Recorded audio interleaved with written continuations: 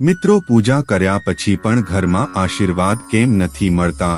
તમે ઘણા લોકોને એવું કહેતા સાંભળ્યા હશે કે હું આટલી બધી પૂજા કરું છું પણ તેનું સંપૂર્ણ પરિણામ મળતું નથી. આ વિડીયોમાં અમે તેની પાછળનું કારણ જણાવીશું, તો વિડીયોના અંત સુધી ચોક્કસ જોડાયેલા રહો, કારણ કે અધૂરી જાણકારી કોઈ કામમાં આવતી નથી.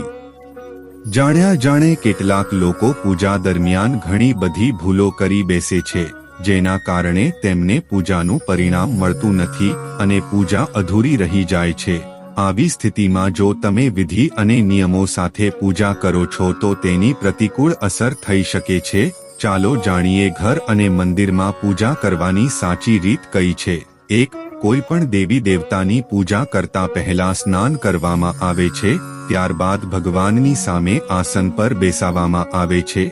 પૂજા ક્યારે ઊભા રહીને ન કરવી જોઈએ અને ખાલી જમીન પર બેસીને પૂજા કરવી જોઈએ નહીં. કેટલાક લોકો જમીન પર બેસીને પૂજા કરે છે, જે બિલકુલ ખોટું છે.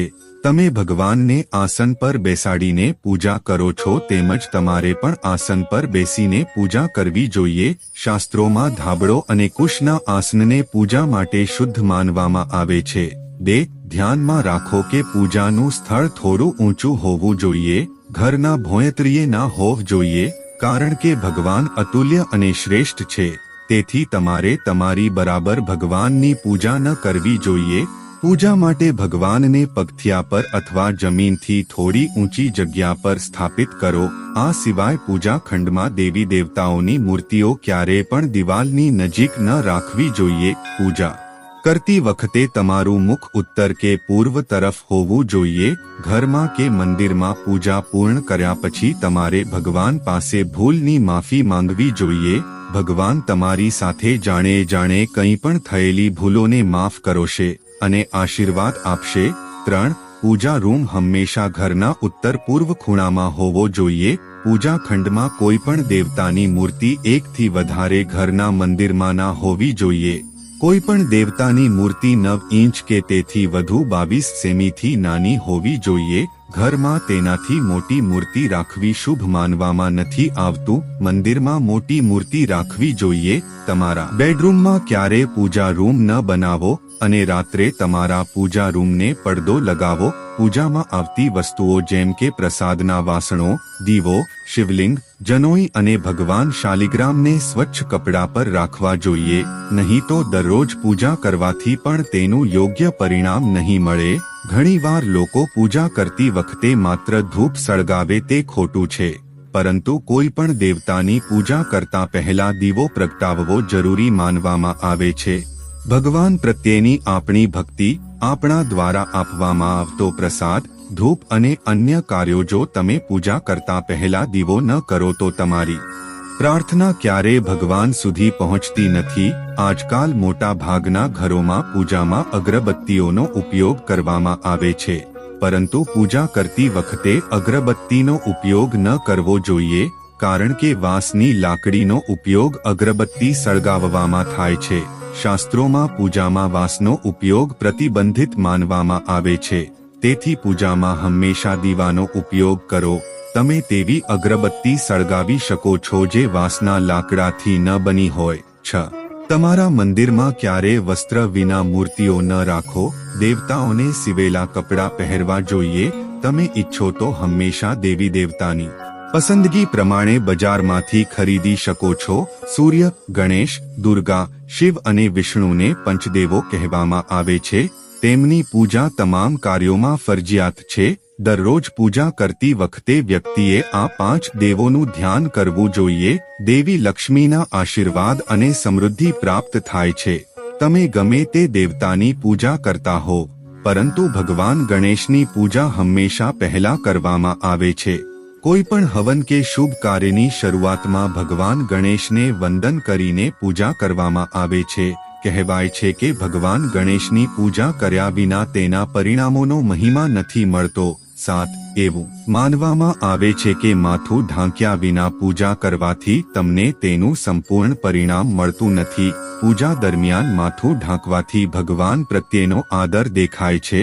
પૂજા દરમિયાન માથું ઢાંકવાના કારણોની સાથે સાથે શાસ્ત્રોમાં વૈજ્ઞાનિક કારણો પણ જણાવવામાં આવ્યા છે. એટલે જ સ્ત્રી હોય કે પુરુષ, પૂજા દરમિયાન માથું ઢાંકવું જ જોઈએ. ભગવાનને ક્યારેય પણ એક હાથે પ્રણામ ન કરવા જોઈએ.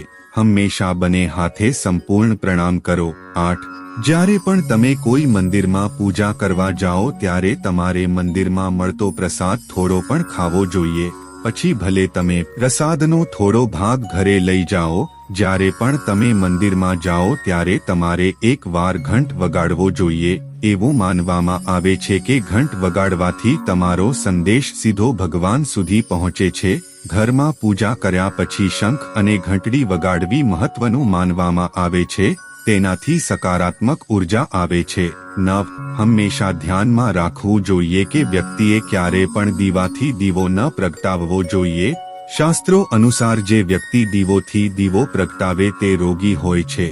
શાસ્ત્રોમાં કહેવાયું છે કે જ્યારે પૂજા કરતી વખતે અથવા કોઈ પણ સમયે ભગવાનના દીપક, શંખ, આભૂષણો અને શાલિગ્રામની મૂર્તિ અથવા ચિત્રને ક્યારે પણ સીધા જમીન પર ન રાખવા જોઈએ. 10.